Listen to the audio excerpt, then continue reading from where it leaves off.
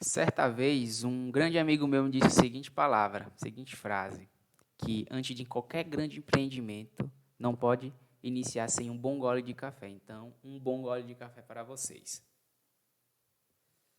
Então, vamos lá. Vamos iniciar a nossa série de listas de exercícios. E a primeira lista de exercícios vai ser farmacocinética. Me chamo Juan Oliveira Carvalho, sou farmacêutico e pesquisador. Sem mais delongas, vamos lá o que realmente nos interessa. Opa!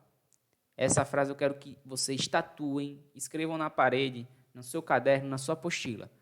Pare de sonhar e comece a fazer. Eu não quero sonhadores, eu quero executores. O sonho precede o ato. Então, já sonhamos, agora vamos executar. Mas vamos lá, né? Vamos lá. O que vocês vieram aqui? Vocês vieram aqui ver resoluções de exercícios e como eu desenvolvo o meu feeling de exercícios. Vamos lá. Antes de iniciar qualquer questão, eu faço a seguinte triagem, se é uma questão fácil, média ou difícil. E como eu sei se é uma questão média, fácil ou difícil? Quando eu bato o olho. Batendo o olho nessa questão, eu sei que é uma questão fácil. Como é uma questão fácil, eu já faço logo de cara. Bati o olho na prova, já começo a fazer. E antes de fazer ela, o que eu gosto de fazer? Lê-la completamente. Letra A, letra B, letra C, letra D, letra E. Uma leitura rápida, bateu o olho. Então, vamos lá. Bateu o olho e fazer. E antes de começar a resolução, eu quero que vocês tentem em casa. Hein? Então, pause o vídeo e vamos fazer. Após vocês fazerem, aí você olha a resolução do exercício. Levando-se em conta que vocês já pausaram e já resolveram, eu vou responder. VUNESP 2023. Assinale a alternativa correta sobre farmacocinética. Letra A. Fármacos lipossolúveis são capazes de atravessar as membranas celulares e a barreira hematocefálica. Opa, lembre-se que o nosso corpo é formado por células, e células são formadas por membranas celulares. E essas membranas celulares elas são formadas por lipoproteínas, são formadas por essas membranas são chamadas de membranas fosfolipídicas, porque elas têm tanto o fosfolipídio, a cadeia hidrofílica, que é a pontinha, que ela também tem essa capacidade, e também tem a parte gordurosa, que é a parte da gordura, que é o lipídio. Até me faltou a palavra, então é o lipídio. Então, você vai ter o lipídio, você vai ter o fosfolipídio, você vai ter a tirinha hidrofílica, para também essas questões dos outros tipos de fármaco. Então, você vai ter uma membrana bem completa, bem variada, né, na sua composição. E assim, para você atravessar ela, de preferência, para ser de um processo mais natural, quanto mais o fármaco tiver na sua forma lipossolúvel, que é a sua forma completa, ela tem uma maior tendência a atravessar. Se for aquele fármaco que ele é, um exemplo aqui, dissociado, vamos supor, tem um fármaco básico e ele está em um meio ácido, ele vai sofrer o processo de ionização. Dificilmente ele vai ter uma boa absorção, porque ele está dissociado, ele não está na sua forma lipossolúvel. Então, sim, fármacos lipossolúveis são capazes de atravessar as membranas celulares. Vou apagar aqui. São capazes de passar as membranas celulares e também a barreira hematocefálica, que é como se fosse a membrana celular, só que é relacionada ao sistema nervoso central. Então, vamos lá. Um fármaco para chegar no sistema nervoso central é bem mais difícil do que simplesmente um anti-inflamatório que vai agir na região mais periférica, não vai agir no sistema nervoso central. Para um fármaco chegar no sistema nervoso central, ele tem que passar por diversas barreiras, e uma das barreiras dessas é a hematoencefálica. Beber aqui um golinho de água. Mas vamos continuar. Letra B. Fármacos ligados às proteínas. Pense bem, não tem lógica nenhuma essa alternativa. Fármacos ligados às proteínas plasmáticas, como a albumina, estão na sua formativa. Como vai estar ativo se ele vai estar ligado a uma proteína? Pense bem, vamos lembrar como se fosse uma mangueira. Nessa mangueira, você tem uma pedra e você tem a água. Lembre-se que a parte da parede da mangueira ela é de plástico. Você acha que, vamos supor, a água ou alguma coisa muito pequenininha ligada a uma pedra, a uma borracha, alguma coisa do gênero, vai conseguir passar por essa paredezinha? Não vai passar. Não vai passar. Por quê? Ele vai estar na sua forma maior. Quanto maior for essa molécula de ligação, mais difícil ele vai ser. Então, assim, para estar na sua formativa, ele tem que estar livre, ele tem que estar livre, ele tem que estar na sua fração livre e não ligado a proteínas plasmáticas. As proteínas plasmáticas, como a albumina, eles são como reservatório. Então, assim, você vai tomar um medicamento, você vai ter um efeito agora, mas você ainda vai continuar tendo um medicamento no corpo ligados às proteínas, que são essa reserva. A difusão é um tipo de transporte dos fármacos que ocorre através das membranas celulares e que demanda, olha, já é errado, demanda gasto energético. Opa, não tem nada a ver, difusão é um processo natural, é um processo tranquilinho. Eu estou de um meio menos para o mais. Do meio para o mais é natural, não demanda gasto de energia, que é na sua forma de ATP.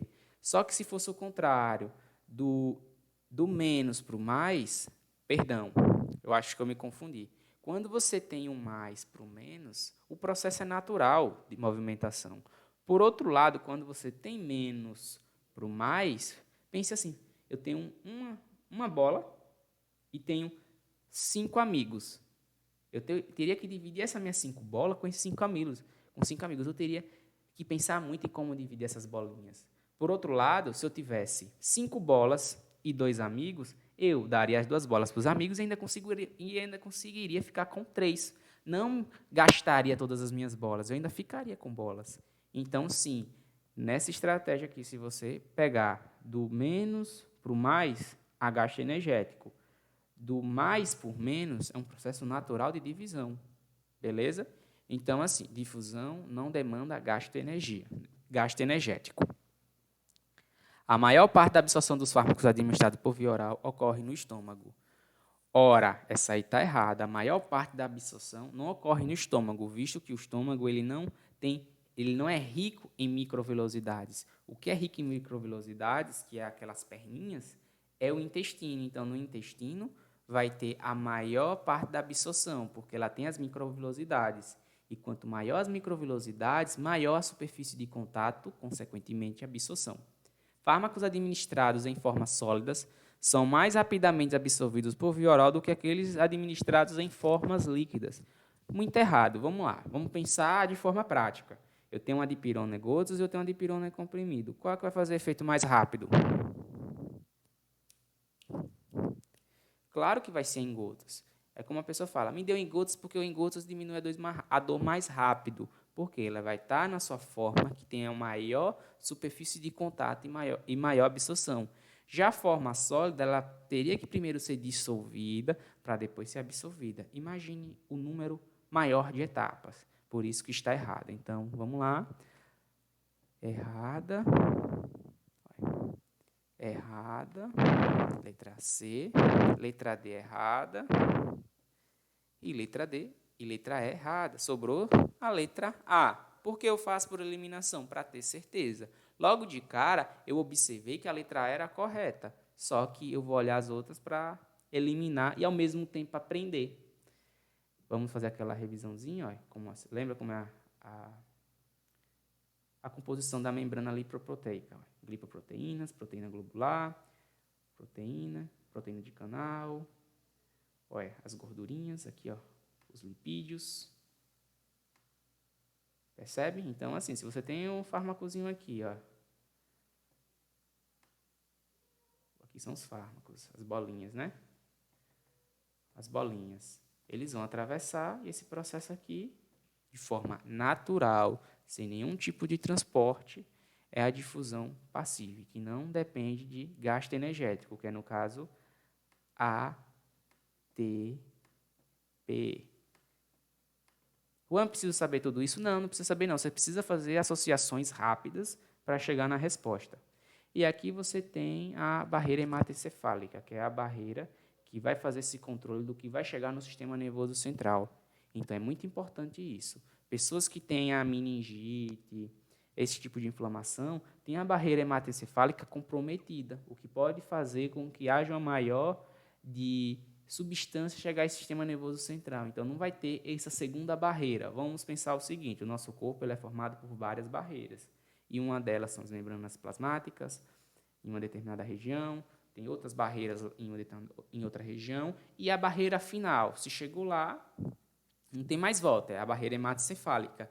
Ele tem que ter esse controle porque tem muitas substâncias que podem ser tóxicas para o nosso cérebro. Então, assim, ele faz uma seletiva maior, beleza? Então, um fármaco para chegar passar a barreira hematocefálica, ele tem que ser bem desenvolvido, porque senão, nesse meio tempo, ele é desativado no próprio corpo. Aqui é a absorção, beleza? Então, você vai ter o local da administração e a corrente sanguínea. Isso é absorção. A absorção é sair do seu local de administração para a corrente sanguínea. Então, como vocês podem ver, as bolinhas aqui em vermelha, aqui é a luz do intestino, as microvilosidades. E esse processo do fármaco da bolinha chegar do outro lado, isso é absorção.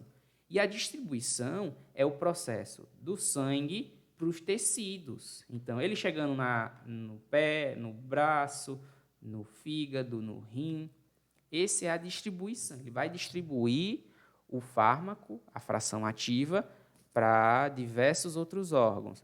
Ah, ele está ligado a uma albumina. Vamos fazer que esse quadradinho aqui é uma albumina. Ele vai ficar maiorzinho. Ele ficando maiorzinho, ele não vai conseguir chegar nos tecidos, ele não vai ser distribuído, beleza? Então, esse aqui é um resumo rápido sobre o que é absorção, distribuição.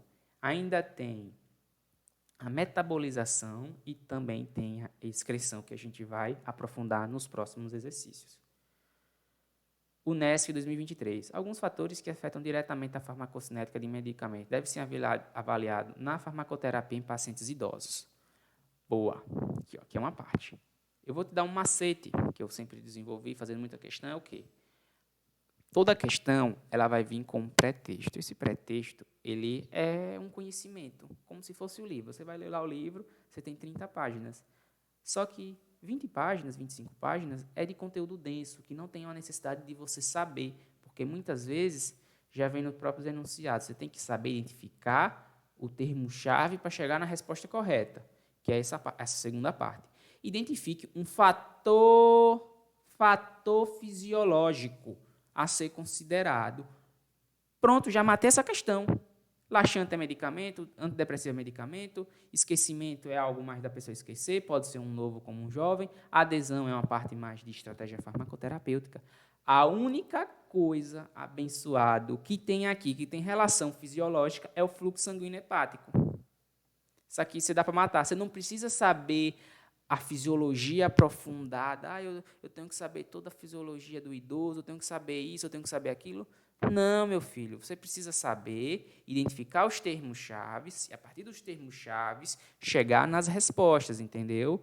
Então, você vai ter esse fluxo sanguíneo hepático, que vai ser considerado na hora de avaliação de uma farmacoterapia de idosos. Beleza? Então, nada de ficar muita neura, porque as questões têm essa característica, te atrapalhar através dessas palavras-chave. Então, busque o termo-chave da resposta. Opa, fator fisiológico. Qual a única relação que o fator fisiológico tem aqui? A letra E. Vamos lá. O NESC 2023. Para que um paciente use um medicamento de forma correta, é necessário que ele receba todas as informações necessárias a respeito dos mesmos, tanto para usá-los de maneira eficaz, quanto para cumprir os potenciais danos e benefícios. Até o momento, não tem nada interessante que a gente pode utilizar como algo de questão.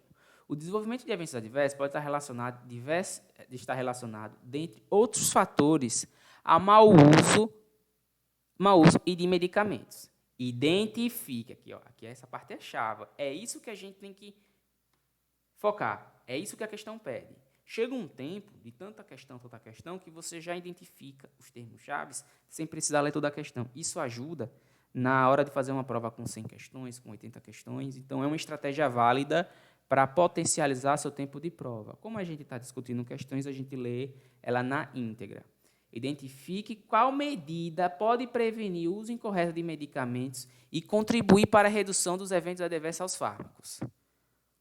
Explicar ao paciente a etapa da farmacocinética e da farmacoterapia, ele nem vai entender. Muitos pacientes não vão entender farmacocinética. Você pode explicar e tudo mais, mas dificilmente um paciente vai entender todas as etapas bioquímicas. Você pode explicar de forma geral.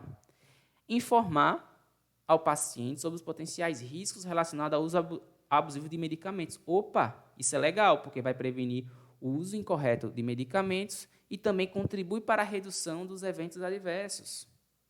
Boa.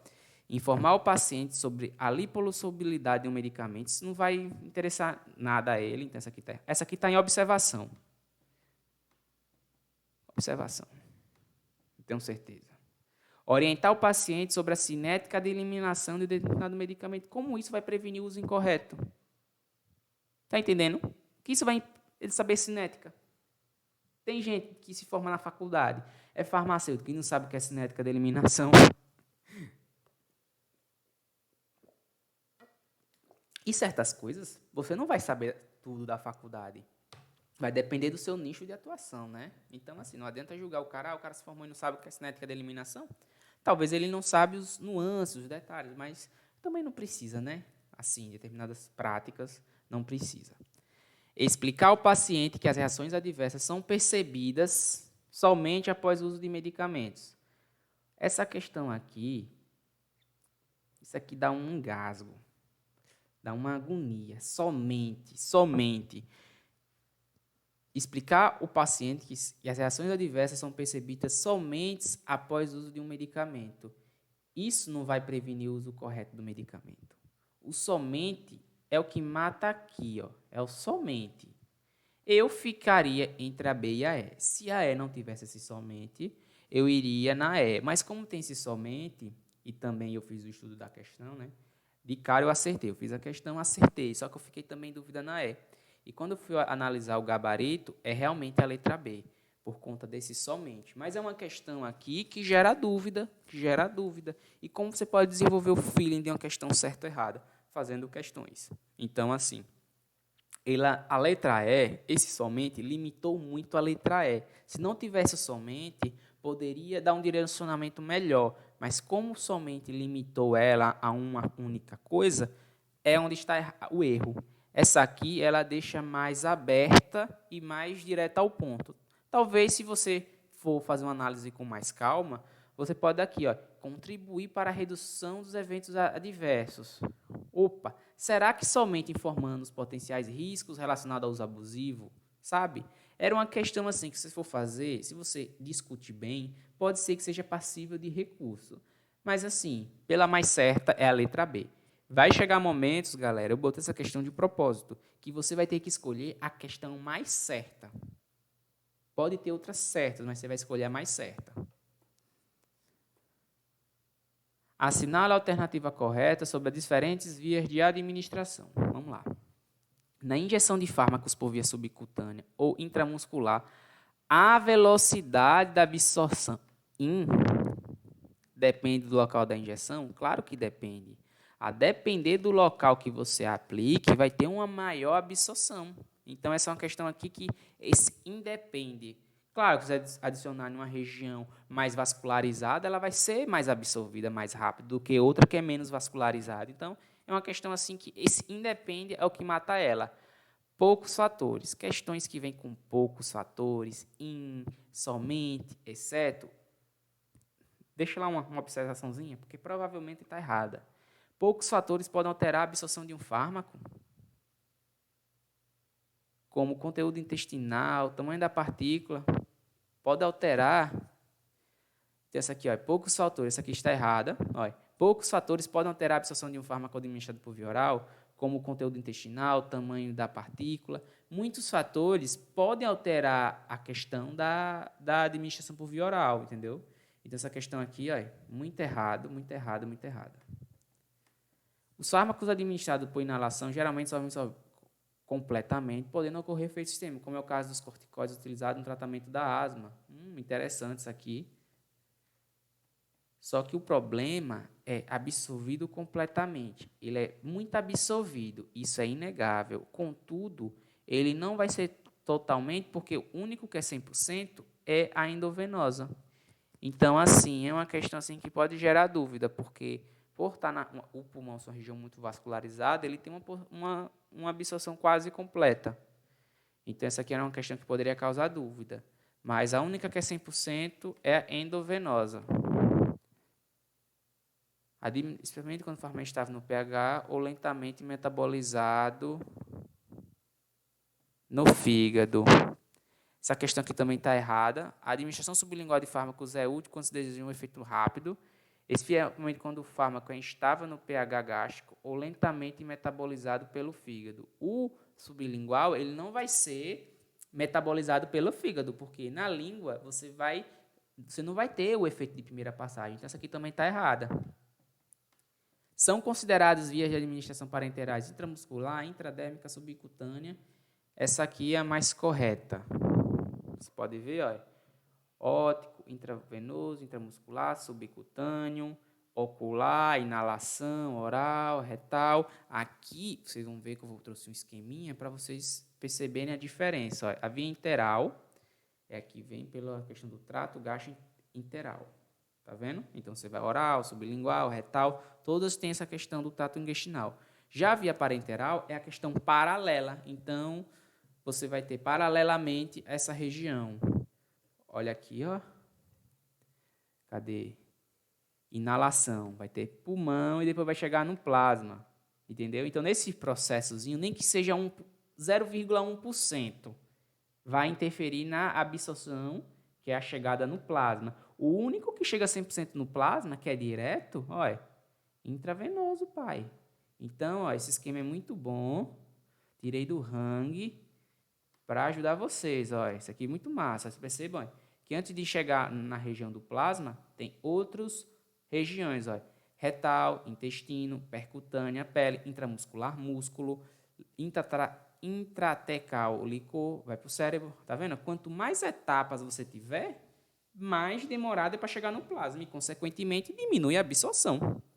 Então, é por isso que a letra E. Tá vendo?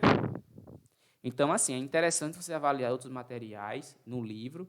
Algumas vezes você não encontra esses dados, essas informações no preparatório. Você tem que aprofundar em livro, beleza? Essa questão aqui é deliciosa. Eu amei. Quando eu vi essa questão, falei, eu vou levar para a galera, porque essa questão aqui é uma delícia. Ela é mais raciocínio lógico do que uma questão técnica. Beleza, gente? Eu gostei muito dessa questão exatamente por isso. Ela estimula o seu crítico. Ela não vai perguntar assim, o que é absorção? O que é distribuição? O que é depuração? Beleza? Ele vai usar uma questão clínica, um raciocínio, e você vai ter que fazer essa associação. Mas vamos lá. Quadrix 2023. O gráfico a seguir descreve a concentração de um antimicrobiano no plasma e no licor cefalorradiano, após sua administração endovenosa em um modelo em vivo. De acordo com os dados mostrados acima, assinala a alternativa que apresenta correta, respectivamente, a fase farmacocinética, olha,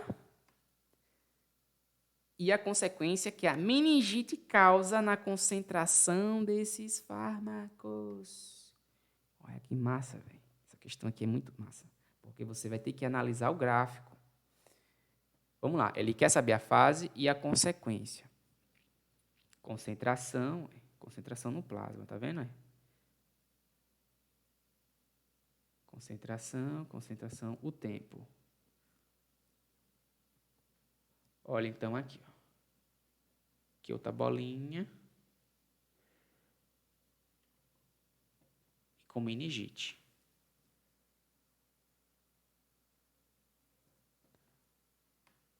Percebam que você vai ter duas. Com meningite, você tem uma maior concentração. Sem a meningite, você tem normal. O que isso quer dizer? A absorção, não. Lembra que eu falei que a barreira hematoencefálica, ela faz com que o fármaco chegue ou não chegue no seu local. Pense comigo, você tem um guardião lá, um guarda. Você tem um cara de bandido. Você é bandido. E a pessoa vê, olha, você está com arma, passa o detector de metais, vê que você está armado, vê que você está com substâncias ilegais, ele não vai deixar você entrar no evento. Isso significa que ele é como se fosse a barreira. A barreira hematoencefálica age da mesma forma. Contudo, vamos supor que o segurança falte. E no dia que você vai para o mesmo evento, não tem o segurança, está sem segurança. Então, entra todo mundo. Isso quer dizer o quê? Que vai ter uma maior distribuição de pessoas ruins. Então, aqui, ó, você corta a absorção, porque não tem a ver, nesse caso, é uma maior distribuição. Depuração tem relacionado mais à questão do rim, que não tem relação com o exercício. Distribuição. A meningite resulta em uma barreira hematocefálica impermeável. Impermeável é o que não deixa passar nada. Entendeu? A meningite resulta em uma barreira hematocefálica permeável, que vai deixar passar mais. Qual é a certa? A permeável. Porque impermeável quer dizer o quê? Que ela está dificultando, consequentemente, vai deixar a concentração menor. Quando ela está permeável, ela vai deixar que as pessoas distribuam e, consequentemente, vão ter mais. Aqui, ó, esse ele é completo. Ó. A meningite resulta em uma barreira hematocefálica. Vamos lá, enganchou aqui. Distribuição. A meningite resulta em uma barreira hematocefálica impermeável a um fármaco que anteriormente poderia ultrapassar essa barreira. Está errado, porque ela não passava por conta dessa barreira impermeável. Com a meningite, ela se tornou permeável. A meningite resulta em uma barreira hematocefálica permeável a um fármaco que anteriormente não ultrapassava essa barreira. Então, essa é a letra certa, a letra D, beleza? Olha aqui, ó. Aqui são as camadas da meningite, dura mater, aracnoide, pia mater. Então, quando você tem esse comprometimento, consequentemente, faz com que coisas que antes não passavam comecem a passar. Então, galera, foram a resolução de 5 exercícios. Essa é a parte 1, vai ter a parte 2 e a parte 3 nos próximos vídeos, viu? Muito obrigado por ficar até aqui. Abraço e bons estudos.